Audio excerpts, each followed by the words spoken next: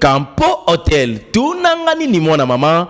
Campo Hotel. Ezali wapi boye. Campo Hotel ezwami na avenue Flambeau. Ezali ni Campo Hotel. Ezali hôtel de luxe. Hôtel de capacité. Pona bato ya boania pe bato ya mbongo. Bana poto bana diaspora. Boluka place mususu akolala te. Chez Campo Hotel. Le meilleur de Congo Kinshasa. Campo Hotel. Campo Hotel. Le meilleur de Congo Kinshasa. Bandego. Toza a na piscine, restaurant, salle de fête. Vous hésitez surtout pour la fête la bino. Bana poto, oye Kinshasa. Yaka chez Campo Hotel. Oya bino mama fatina lo bien Campo Hotel. Ke bana biliard na ba restaurant mususu. Boko kufa mnoko polele. Hôtel ezaka moko chez Campo Hotel. Tant on na Congo Kinshasa. Contactez Campo Hotel. Moto nyonso oya sepeli abatela bomo inaye afana nesika ya kimia kende pa mosusu te yakaka na Campo Hotel tala ndenge bazali ko vivre 2 salles de fête pour na ba conférence ba mariage na bino avec Campo Hotel mariage kitoko ba ko pesa yo na place ya ko lala nuit de noces na yo assuré piscine restaurant talandenge qualité à restaurant ezali na kati ya Campo Hotel parking assuré yoka mwana mama ozali banda ya mboka kozonga na yo na kati ya Congo précisément na Kinshasa luka Campo Hotel po obate la pongi na yo butueleka elamu na Campo Hotel awande excellence a jupe sika na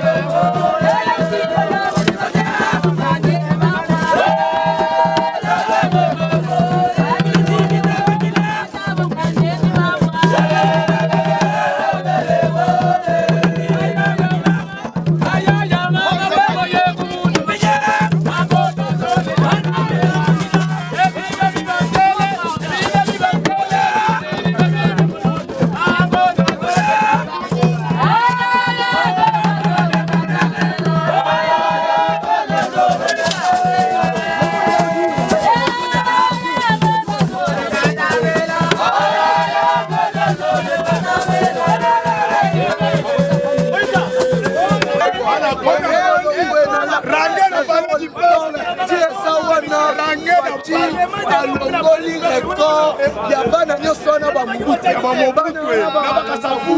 banana balumbuka abeti discours il a 3 heures du temps azali pasteur azali prophète azali évangéliste Fati aza nyonso Fati oyo alobi ekokisama na kombo na Yesu Fati aza liloba Fati aza bomoi Fati aza pasteur Fati aza prophète oboyo olongwe biso na Fati tina 3000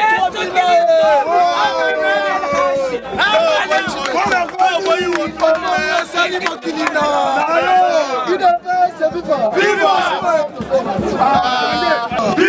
Fati beton FIFA tombola na nous loboko kanga ba tuna ngu loboya rata sali nini alobi tuna meme alobi nini awa sikoyo yoka Fati azali pa Fati azali pa Fati azali président Fati aza prophète Fati aza Fati azali nyonso oyo alobi ekokisama au nom de Jésus bandoki nyonso totindela bango moto 5 fakanga fa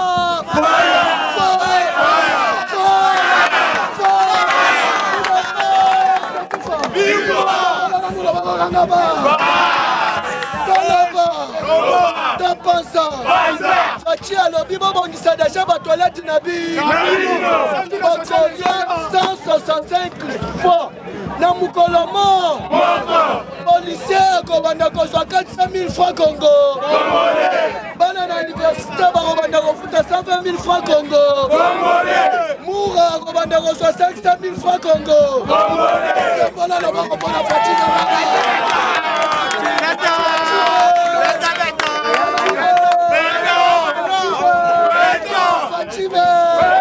diplomatie B, politique B, gratuité B, nyonso B, oboyolo, bisona Fati tina 3000 okosala opposition bokole,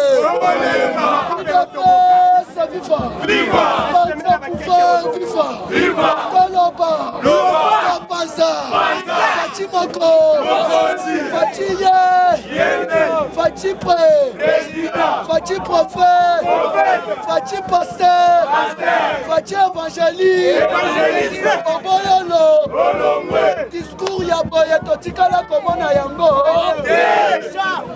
banda Lumumba, ozwi Kasavubu, ozwi mwana na Mobutu, ozwi Kabila, totikala komona yango, na Afrique mobimba tomona na discours ya boye, président bandi discours banda 12h24 tina 15h et puis azoloba azotanga nyonso ezobima na mundu président ya liboso to ya basheba shebango na lime mwana ya mama na papa Tshisekedi yo sikoyo papa na yo na Kongo na développé bakozonga nde okola lisusu loboko kangaba président azopesa discours azokotisa na baverset biblique tomona yango wa 10 Sambe soki apesi yo charge apesi yo mission apesaka mpe profit évangéliste, Fati prophète,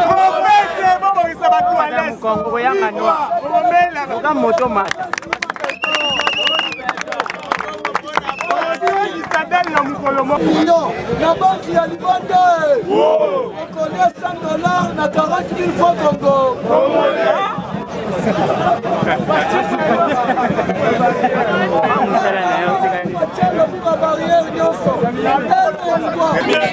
Alors bien longo à partir d'aujourd'hui, chef de l'État, garant de la nation, alors bien makambu ya tracasserie à bout. Yosiko mutosala na tracasserie nabe. Une paix, c'est vivant. Viva! Parti au pouvoir, vivant. Viva! Voilà la voix.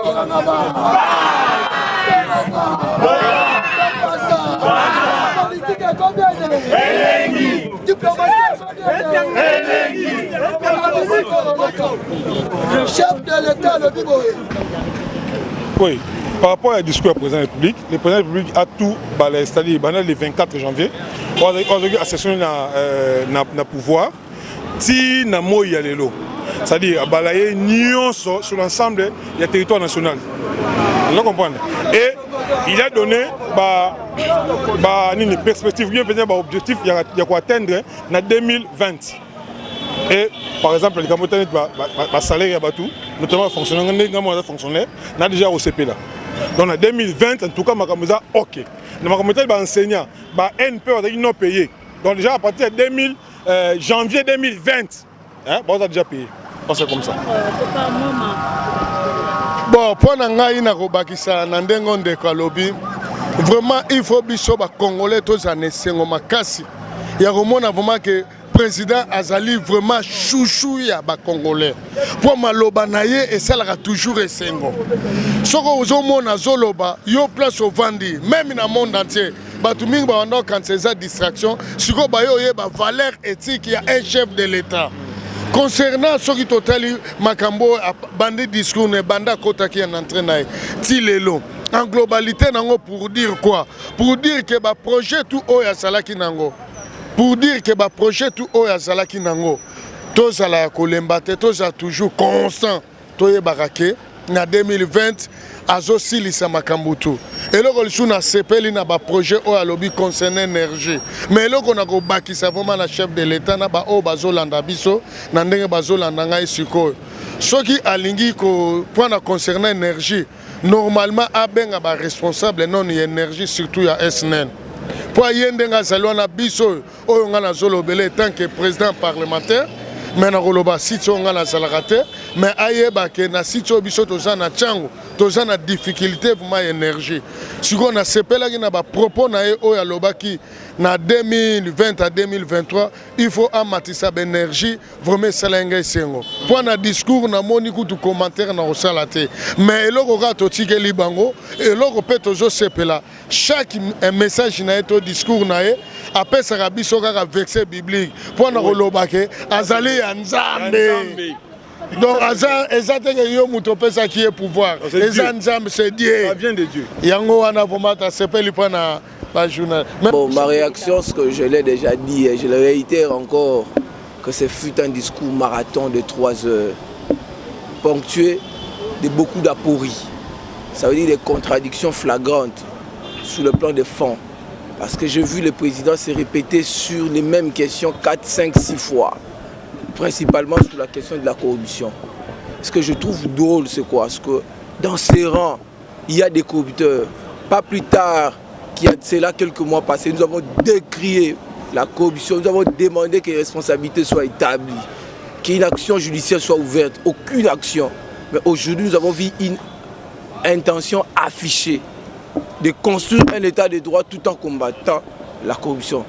À mon avis, c'est de la démagogie. Et plus encore, le président de la République a fait des propositions de réformes structurelles qui touchent sur la question électorale, qui est une question éminemment fondamentale. Je suis très d'accord qu'on revienne au scrutin à 2 tours, mais je crains fort que toutes ces bonnes intentions puissent buter contre la Miraille FCC, qui est une machine à broyer. Parce que du point de vue cratologique, c'est une évidence que les FCC a les manettes du pouvoir. Les FCC détient le gouvernail. Je ne dis pas forcément le gouvernement, mais le gouvernail du pouvoir. La crainte que tout ce qui est dit, parce que ça sort d'un cœur présomptueusement sain, je crains fort que ça puisse se buter contre le fait que le président de la République se retrouve dans une hiérarchie dissolvante, ou une hiérarchie que je qualifie de précarité, où vous avez quelqu'un, un partenaire qui veut aller et un autre qui les tire, qui les nivelle vers les bas. Et donc, voilà. Mais sur le plan positif, il faut dire, sur le discours du chef d'État, j'ai aimé le côté chrétien, parce que je suis un homme d'église. J'ai aimé sa profession de foi. Et j'ai dit que c'est un déclic, un bon débit, qu'un président de la République fasse un discours avec des évocations chrétiennes. Et il a même cité les psalmistes, j'en étais positivement sidéré. Là au moins, je ne veux pas que ça s'arrête sous les textes, mais que ça se traduise en actes. Voilà. Pour Namboka, alors makambo ebele eza bien maintenant kobanga. Et si kaye azali, azuna nous bonsomi à pouvoir mobimbate. Azali président de la République iyo, makomi et komi aza président de la République. Mais sous le plan de la réalité du pouvoir, moi je caresse encore, dans mon avis, moi je doute que makambo nyo solobami et koko kisam. Azo caresser moi je doute. Parce que mboko toyoki trop. Toyoki na 1960, Toyoki na manifeste en scellé, Toyoki, mais misère à Congolais et ok, graduellement. Et puis, nous attirer attention à Congolais, Mingi, Balingi Kaka, Oyo, Mokonzambo Kalobiso Stotikali, Iyo, Mokonzambo Kalobiso Stotikali, Iyo. Ça veut dire que 36 ans combat sur le Burundi pour la démocratie, tu risques de perdre Drango, sauf que tu as dit ma contradiction. Il y a mon président de la République à l'objet, contradiction et même ma richesse. Na projet de société, na contradiction et même ma développement. Voilà mon point de vue.